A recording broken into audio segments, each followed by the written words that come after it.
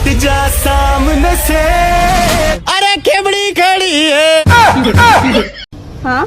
तुझे इंस्टाग्राम चलाना आता है? नहीं यार, मुझे तो नहीं आता। तू चला लियो, मैं पीछे बैठ जाऊंगी। गुलिस्ता मेरी जान, मुझे रात ही पता चला आपके पापा दरोगा हैं, तो तुम क्या समझ रही हो मैं डर जाऊंगा? गांड फटी पड़ी है।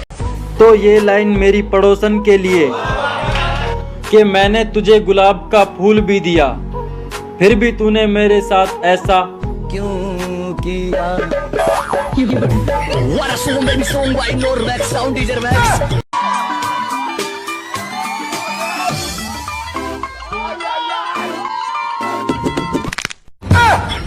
कौन है जो गर्लफ्रेंड बनाना चाहता है? हम तेवर तो हम वक्ताने पर दिखाएंगे, दारू तुम खरीद लेना, चखना हम ले आएंगे।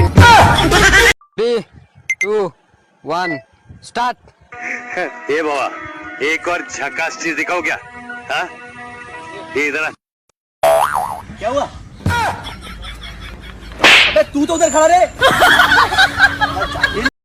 तो अर्ज किया है, गर्लफ्रेंड पटाने से आदमी में घमंड आ जाता है। क्या बात है? इसलिए हम पटाते नहीं।